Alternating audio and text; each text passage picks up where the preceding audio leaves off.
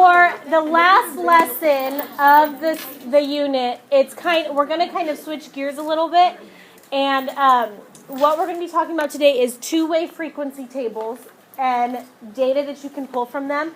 It's similar to our very first lesson where we made frequency charts, but two-way meaning we're going to be looking at two different sets of data on the same table. But it's slightly different than everything else we've done because the statistics I'm going to ask you to pull out have more to do with probability, which I know you guys did a little bit of that last year. You will be doing more of it in the years to come, but we're going to kind of start it this year. So it has a little bit to do with probability, which is why it's kind of at the end. So it's related, but a little bit different than anything we've done so far. So a two-way frequency table, there are actually like three different kinds of two-way frequency tables that we're going to talk about.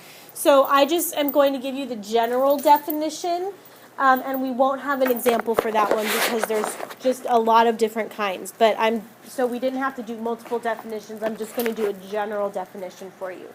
So it's a table in which the frequency meaning number of times it shows up,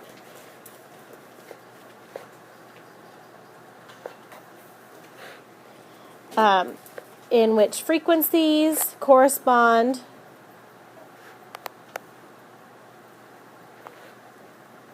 to two variables.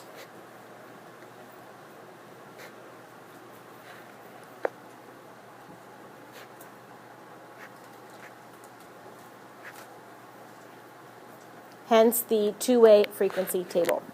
So it would be kind of like if I were to take all the heights of that won't work. It has a lot to do with non-numeric data, so data where I'm asking you your favorite color. So I might ask you what's your favorite color between blue and pink, and we would look at boys versus girls. So we could look at how many boys prefer blue to pink, and we could look at how many girls prefer blue to pink, and put it all on the same table, and that's a two-way frequency table. So it's looking at non-numeric data, and we're categorizing the data in two different ways. Okay?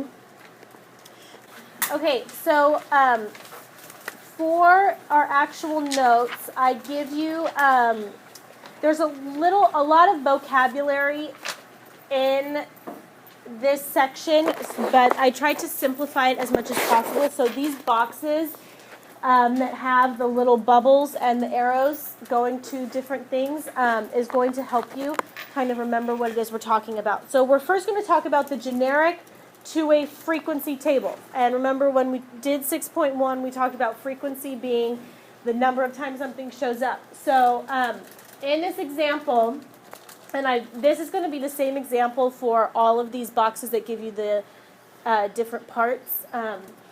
We surveyed boys and girls and asked them if they own a bicycle or do not own a bicycle. So this just kind of takes that data and separates it into those categories. So we could look at the number of boys that own a bicycle and the number of boys that do not own a bicycle. So if 16 boys own a bicycle and 4 boys do not, how many boys total were surveyed? 20 of them. Okay? And we could do the same thing for girls. 18 girls own a bicycle and 12 do not. So how many girls were surveyed? 30. How many total kids were surveyed? 50. So anything in the totals column is called marginal frequency. There are other totals columns that we could look at going downwards. If 16 boys own a bike and 18 girls own a bike, how many kids own a bike? 34. That is also marginal frequency. So, and then you could do the same thing for do not own a bike. Do you have an idea of why we call it marginal frequency?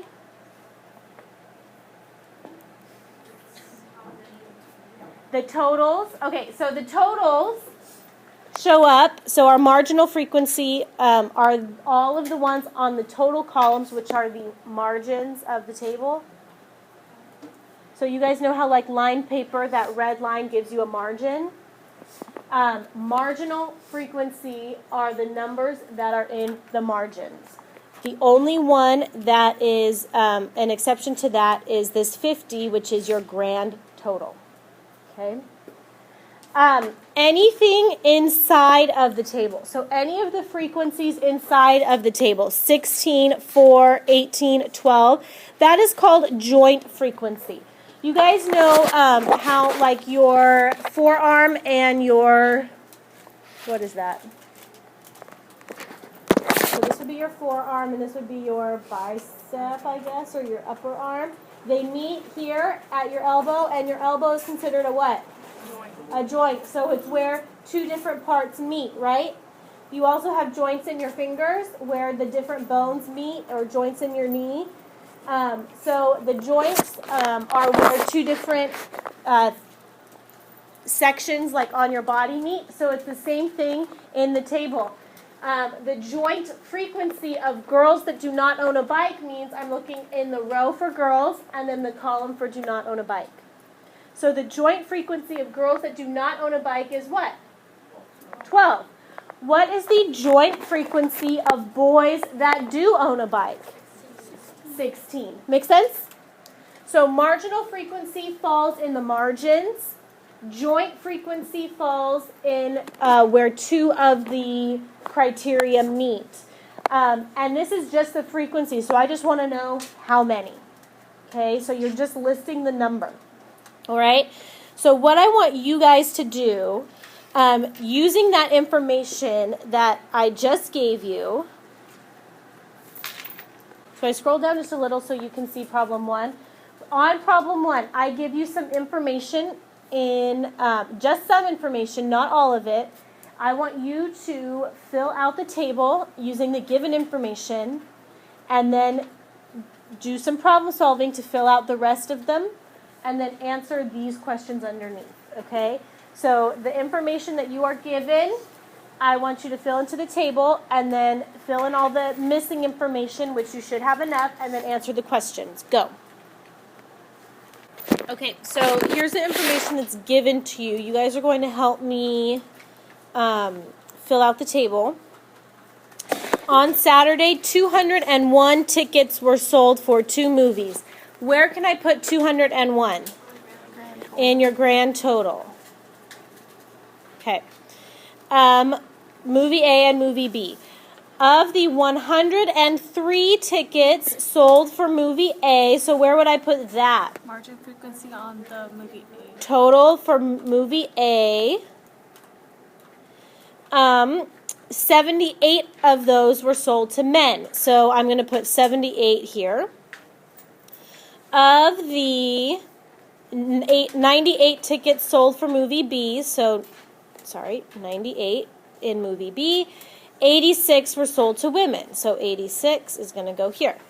And then I want you to finish the table. So let's look at movie A. If there were 103 tickets sold and 78 of those were to men, how many women saw movie A? 25. Good. Okay. And then how many men saw movie B? 12, right? Okay. And then we're going to do, I need to pick a different color. Here, let me change this. So this was 103. So we'll do marginal frequencies in the same color. So 103 and 98. How many men total went to the movies? 90. 90. And how many women total went to the movies? 100 and what? 11. Does 90 plus 111 add up to 201? Yes. Yes. And does 103 plus 98 add up to 201? Yes. Okay, so we know that we're okay. So then my question is, what is the joint frequency of women who saw movie B? So that means I'm looking inside the table of the women who saw movie B. How many women saw movie B? 86. What is the marginal frequency of people who saw movie A? How many people total saw movie A? 103. And then the other question is, what is the marginal frequency of men who went to the movies? How many men went to the movies? 90. So what I'm really testing is so that you guys understand that marginal frequency can be from either margin, right? So it can be the total men, the total women, total movie A, or total movie B. Okay? Seem easy? Let's make it more complicated, shall we? Okay. So, oops. Okay, so we also have what's called a two-way relative frequency table. So what I want you guys to do is underline that word relative. That means when we are doing a two-way relative frequency table or are looking for relative frequency, I'm looking for the frequency of whatever I'm asking relative to the total, which means I'm looking for a fraction. So I'm looking at how many men saw movie A out of all of the people that saw movie A. So you're going to write it as a fraction. So this is the same bicycle status question that we did just a few minutes ago, but this time I'm looking for relative frequencies. So the marginal relative frequency is still in the margins. So you're still talking about these boxes. Oops, these boxes. The only difference is that I put it all out of 50. Why would my denominators be 50? Because the grand total is Exactly, the grand total is 50. So when I am asking for marginal relative frequency of people that own a bicycle, I take the 34 total people that own a bike, put it out of 50, and my marginal relative frequency is 0.68. Okay, could we change that to a percentage if I asked you to? 68%. Yep. What this is saying is that 68% of people who we surveyed own a bike. Okay? This is actually what, have your parents ever received phone calls asking them to take a survey? Or like on Starbucks, if you guys go to Starbucks and sometimes they'll email you a survey that they want you to take. People that get the data from your survey, this is what they do to it. So they look at 75% of our customers said that they were satisfied with their purchase or whatever. So this is like what people actually do. So we're looking at marginal relative frequency. You get the information from the same place as marginal frequency. The difference is that we're putting it over a fraction. So if it says relative, that means you are looking for a decimal for your answer. Okay? I don't want you to change it to percents. Just leave them as a decimal. So then joint relative frequency means that we're looking at the joint frequencies relative to the total. So we look at all the joint frequencies, put them out of 50. So if I am looking for boys who do not own a bicycle and I want the joint relative frequency, I'm looking at this box and I take the 4 boys that do not own a bike, put it out of 50, and I get 0.08. So what percentage of boys do not own a bicycle? 8%. So 8% of the people we surveyed are boys that do not own a bicycle. Make sense? But you'll leave it as a decimal. I won't even ask you to put it into a percentage. Okay? So what you are going to do for problem 2 on the next page is you're going to make a joint relative or a two-way relative frequency table. So you're going to take all the data from number 1 and you're going to put them all out of what? 201. And you're going to find the joint relative frequency or the marginal relative frequency of all of those, and then answer the questions. Okay, so for your relative frequency table, I do want you to show your decimals, but I'm not going to have a lot of room, so I'm going to just do a little bit. So for men who saw movie A, that would be 78 out of 201, which would give me 0.39. Okay. What about women who saw movie A? What'd you guys get? 0.12? Okay. And then the total people that saw movie A? 0.51. So just over half of our surveyed people saw movie A. What about movie B? What would be the joint relative frequency of men who saw movie B? 0.06. Women would be good, 4.3. And the total should be 0.49, right? Because this one should come out to a 201 over 201, which is 1. What about men total? So what's the marginal relative frequency of men who went to the movies? 0.45. And then the marginal relative frequency of women? 0.55, which should also add up to 1, right? Okay. So then, you guys have actually already answered some of the questions, so let's just go through these really quick. What is the joint relative frequency of women who saw movie A? 0.12.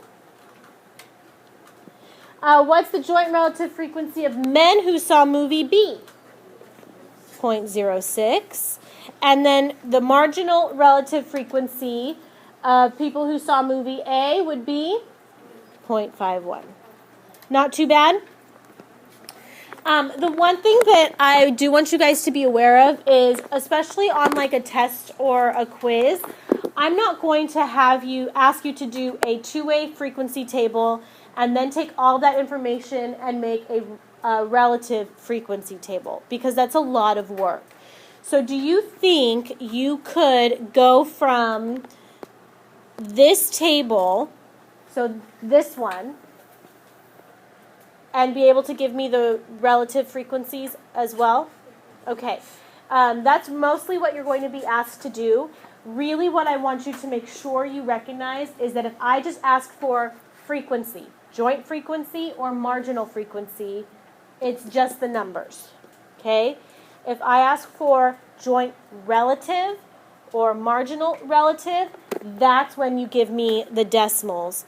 And this is how you would show your work on those. You would just write me the fraction to show your work, but I would not require that you give me the entire table for all of them. Does that make sense? Okay. Because that's just a lot of busy work, I think. I think you can still show me that you understand by just giving me whatever specifically I'm asking for. You just have to make sure that you're reading the question. Okay? Is it asking for the frequency or is it asking for the relative frequency? Okay? So you ready for the very last one? Because of course I can't make it that simple. So we also have what is called conditional relative frequency. So it has the word relative frequency in it, which kind of gives me a clue that it's going to be a decimal. So I'm going to be looking at fractions. But the word conditional means that what I'm looking for depends on something else. So conditional relative frequency means that I'm not looking at the frequency relative to the total. It means I'm looking at a frequency relative to whatever my condition is. And I'll show you what I mean in a second. So conditional relative frequency is the joint frequency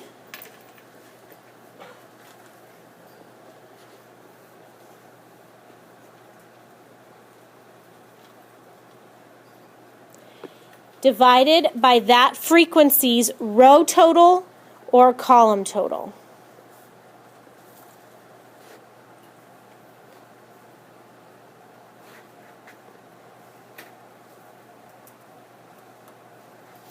Oops.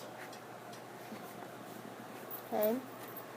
So you're looking for the joint frequency divided by the row total or the column total, depending on what condition I give you. Okay?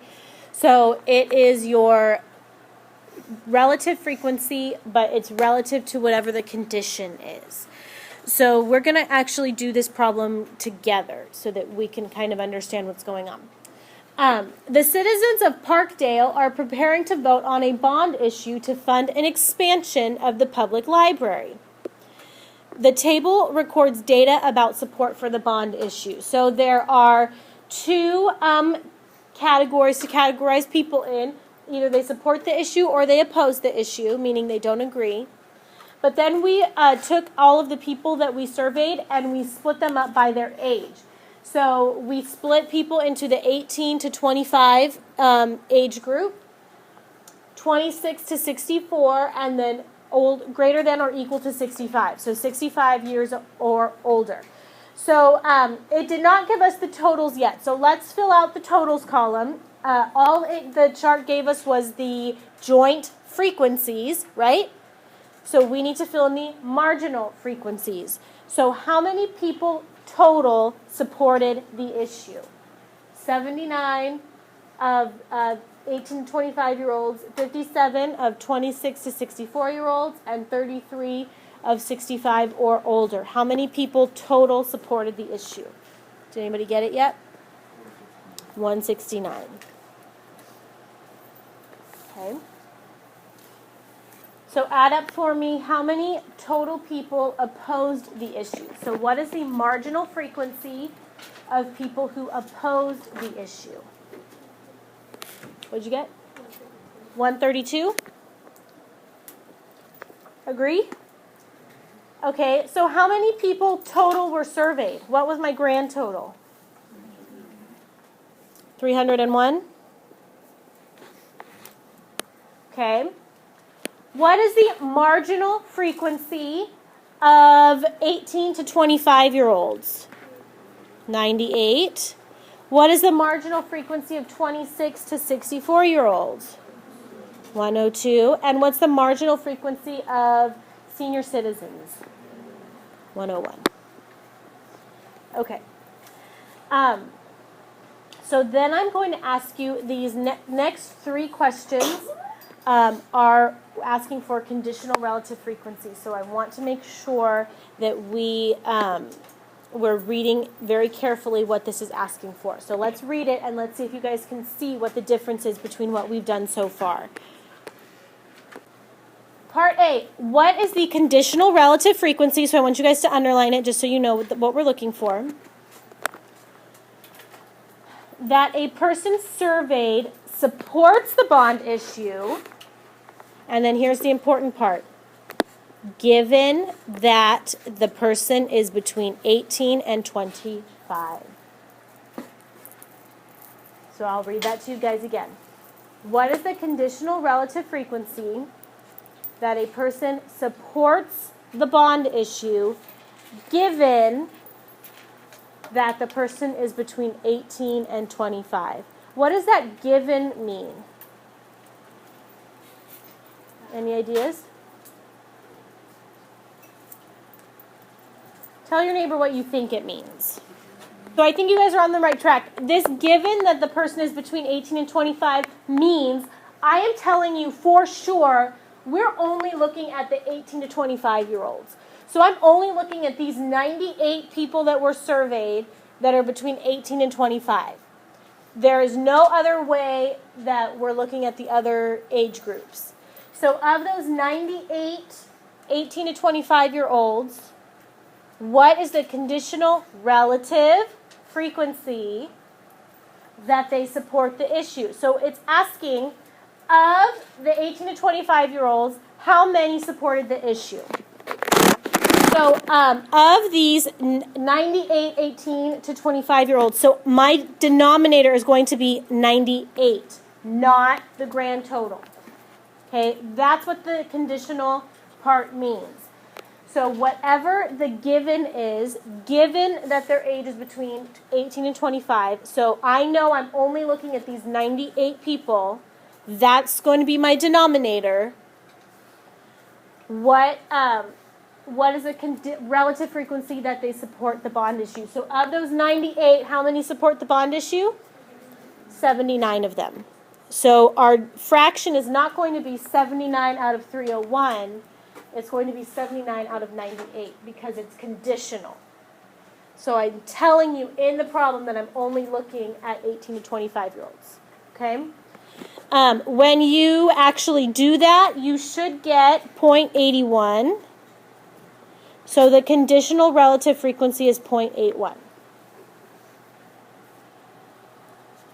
So what I want you to do is try B and C for me.